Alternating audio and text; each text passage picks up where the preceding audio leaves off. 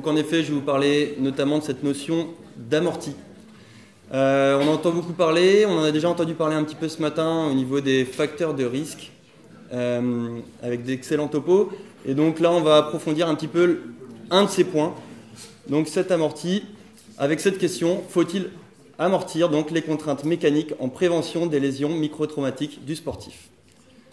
Donc c'est un sujet qui fait souvent un peu débat avec le minimalisme, le maximalisme. Vous en avez forcément entendu parler dans votre pratique. Naturellement, on est équipé de pas mal de choses. Tous ces éléments-là vont avoir leur rôle. Évidemment, les capitons plantaires, plus rembourrés donc, au niveau de notre talon, au niveau des têtes métatarsiennes. On a voilà, les muscles, les ligaments, les interfaces articulaires. On a aussi toute l'architecture de notre pied, évidemment, avec nos arches frontales, sagittales. Et toute la partie dynamique qui va toujours permettre de gérer ces contraintes avec le sol et de pouvoir restituer plus ou moins bien donc, cette énergie. Donc, à partir de là, qu'est-ce qu'on fait? Est-ce que c'est suffisant? Est-ce que tous ces mécanismes que l'on a naturellement avec nous est suffisant? Et pourquoi on a tant de modes de chaussures, de possibilités voilà, diverses et variées? Il nous dit que concrètement, en termes de performance, on va être beaucoup plus efficace avec une chaussure minimaliste, quelle que soit la foulée. Arrière-pied, avant-pied. Donc en gros, on a cet effet que si vous courez pieds nus, donc le ultra minimaliste, vous allez être moins efficace en termes de performance que si vous avez une chaussure légèrement matelassée.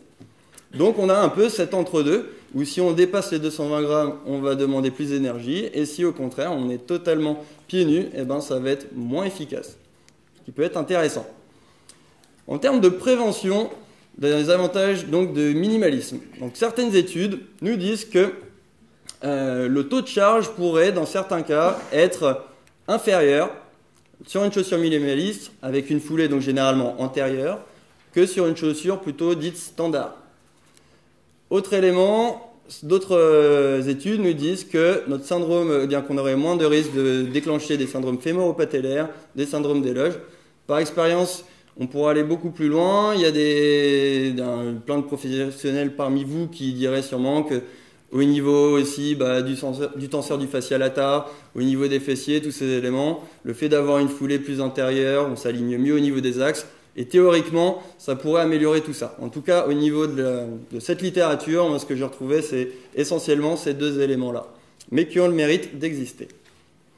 Par contre, en notion de risque, parce qu'il y en a, on sait qu'il y a un risque élevé pendant la transition à la phase du minimalisme. Tout le monde ne peut pas courir du jour au lendemain avec une chaussure minimaliste, donc avec une chaussure avec très peu d'amorti, avec une foulée adaptée, avec tous ces éléments-là. Notamment pour une raison, c'est que le taux de charge verticale est multiplié par 3 si on maintient une foulée arrière-pied. Donc si votre talon va d'abord toucher le sol, vous allez avoir ce double impact avec un petit pic au niveau de la force de réaction du sol. Vous allez avoir un taux de charge qui va être beaucoup plus fort si vous n'avez aucun amorti sur votre chaussage. Et ça nécessite donc une technique, un entraînement, une capacité musculaire très travaillée, très poussée et qui prend du temps surtout. Donc attention à votre patient concrètement lorsqu'il vient au cabinet. S'il veut partir tout de suite du jour au lendemain sur du minimalisme, il faut savoir que ça demande de la régularité, ça demande de la discipline, du travail, mais c'est tout à fait possible et on sait qu'on peut avoir pas mal de plus-value sur tout ça. Autre élément au niveau des risques de ce type de chaussures. On sait que la course avant-pied surcharge notre tendon d'Achille. On sait que la chaussure minimaliste surcharge aussi le tendon d'Achille. Sachant qu'on est sur une foulée avant-pied avec une chaussure minimaliste, on a un peu un effet combo et donc forcément, pareil, si vous avez un coureur qui a une grosse faiblesse au niveau du tendon d'Achille et que vous lui dites « allez courir en barefoot et ça va le faire », avec une bonne foulée comme vous voulez, vous allez surcharger vraiment son tendon et ça risque d'être d'autant plus délétère pour lui. Donc attention, en tout cas cette étude permet d'aller dans ce sens-là. Autre élément intéressant, au niveau du fascia plantaire, la course avant-pied augmente aussi le stress de la voûte. Donc si on a des myoaponeurosis plantaires, ce type de pathologie, eh bien aussi on saura que ce type de chaussure, en tout cas pas forcément la chaussure, mais au moins là, une foulée plus avant-pied, va lui demander beaucoup plus de sollicitations et donc forcément augmenter le risque de blessure. Donc on se retrouve face à un paradoxe, c'est que qu'est-ce qu'on doit croire dans tout ça? D'un côté on entend que certaines études nous disent qu'il y a moins de taux de charge avec du minimalisme et d'autres qui nous disent que c'est l'inverse.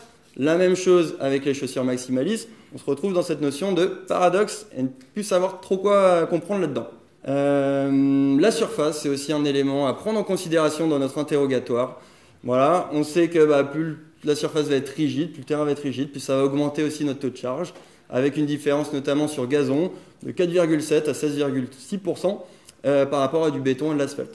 Donc forcément, toujours dans notre choix, pour retrouver cette notion de zone optimale d'amorti, attention, si vous avez un trailer par exemple, qui va beaucoup plus courir sur forêt, montagne, en tout cas plutôt sur de la terre, plutôt que du macadam si vous avez un marathonien pur et dur, vous n'allez pas forcément avoir les mêmes types de chaussures pour la même personne.